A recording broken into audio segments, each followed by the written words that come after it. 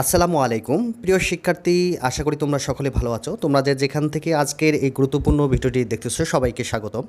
আজকে আমি প্রাথমিক বিদ্যালয়ের একটি গুরুত্বপূর্ণ বার্তা নিয়ে এসেছি যে দ্বিতীয় সাময়িক পরীক্ষার সম্পর্কে আবারও পরিবর্তন।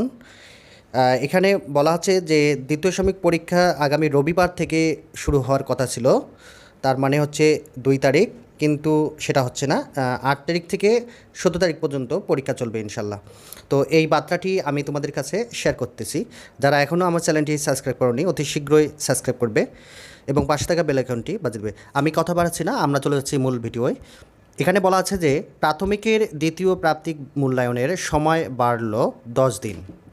দৈনিক শিক্ষা .com প্রতিবেদক থেকে পাওয়া।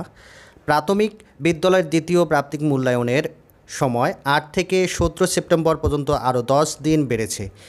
শিক্ষার্থীদের শিক্ষণ ঘাটতি পূরণের এই পদক্ষেপ নিয়েছে মন্ত্রণালয়।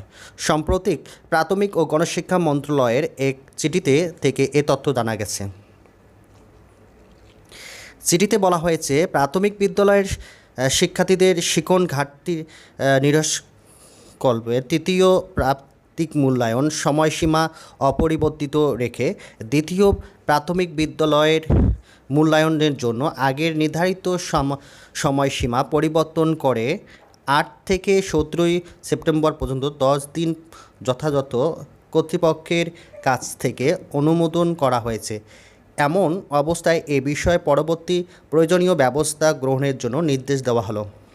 তার মানে এই বার্তাটি কিছুক্ষণ আগে দিয়েছে মন্ত্রণালয় থেকে। তার মানে পড়াশোনায় ঘাটতি থাকার কারণে মন্ত্রণালয় আরও 10 দিন পিছিয়ে দিচ্ছে দ্বিতীয় সাময়িক পরীক্ষা প্রাথমিক বিদ্যালয়গুলোর। তো ভিডিওটি যদি তোমাদের ভালো লাগে তাহলে আমার এই শিক্ষাবার্তা পাঠশালা চ্যানেলটি অবশ্যই সাবস্ক্রাইব করবে। সবাই সুস্থ থাকো, ভালো থাকো, এই কামনা করে আজকের মতো বিদায় নিচ্ছি। আমি কিন্তু প্রতিনিয়ত এরকম শিক্ষামূলক বার্তাগুলো আমার এই চ্যানেলে পোস্ট করে থাকি। আল্লাহ হাফেজ।